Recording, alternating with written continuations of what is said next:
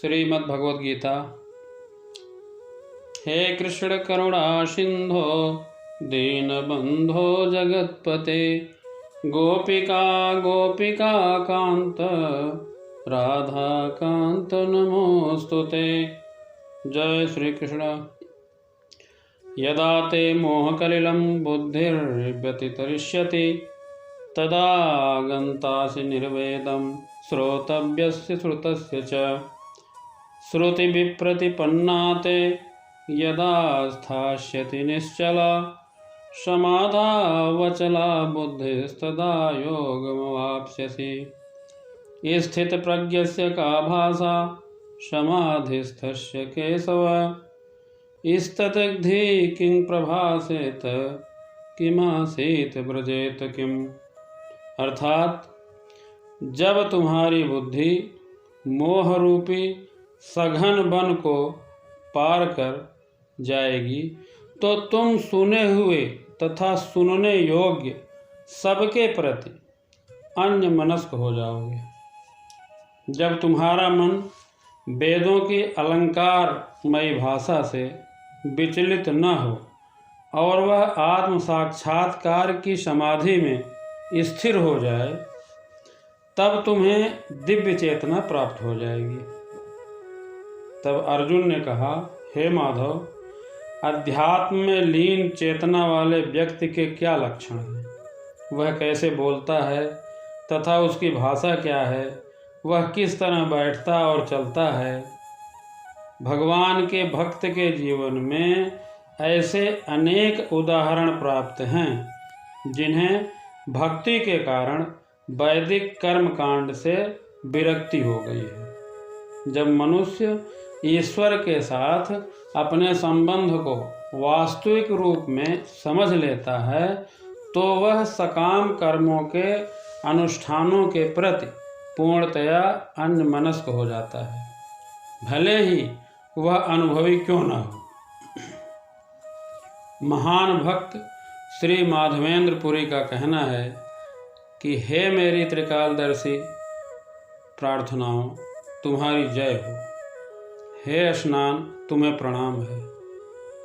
हे देव पितृगण, अब मैं आप लोगों के लिए तर्पण करने में असमर्थ हूँ।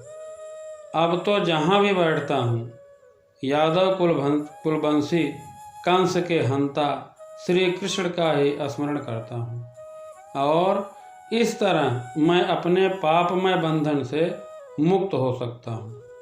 मैं सोचता हूँ कि यही मेरे लिए पर्याप्त है।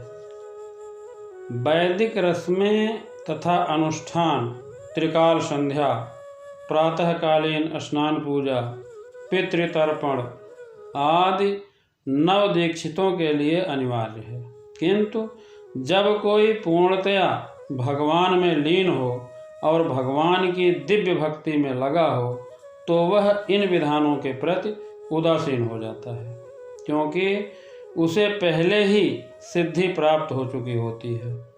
यदि कोई परमेश्वर की सेवा करके ज्ञान को प्राप्त होता है तो उसे शास्त्रों में वर्णित विभिन्न प्रकार की तपस्याएं तथा यज्ञ करने की आवश्यकता नहीं रह जाती।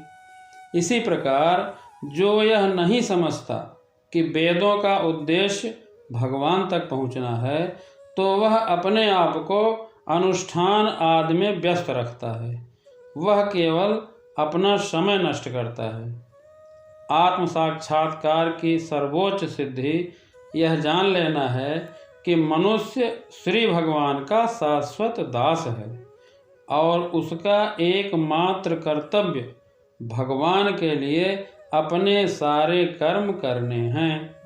इसलिए श्री भगवान या उनके प्रतिनिधि गुरु की आज्ञाओं का पालन करना चाहिए। जिस प्रकार प्रत्येक व्यक्ति के उसकी विशिष्ट स्थिति के अनुसार कुछ लक्षण होते हैं, उसी प्रकार श्री भगवान के भक्त पुरुष का भी विशिष्ट स्वभाव होता है, जैसे उसका बोलना, सोचना, चलना आदि। जिस प्रकार धनी पुरुष के कुछ लक्षण होते हैं, जिस तरह रोगी अपने रोग के लक्षणों से रोगी जाना जाता है या कि विद्वान अपने गुणों से विद्वान जाना जाता है, उसी तरह श्री भगवान की दिव्य चेतना से युक्त व्यक्ति अपने विशिष्ट लक्षणों से जाना पहचाना जाता है। इन लक्षणों को गीता आदि से जाना जा सकता है।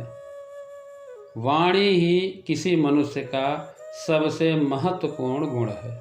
ऐसा कहते हैं कि मूर्ख का पता तब तक नहीं चलता जब तक वह बोलता नहीं। एक बने ठने मूर्ख को तब तक नहीं पहचाना जा सकता जब तक वह बोले नहीं, किंतु बोलते ही उसका यथार्थ रूप प्रकट हो जाता है।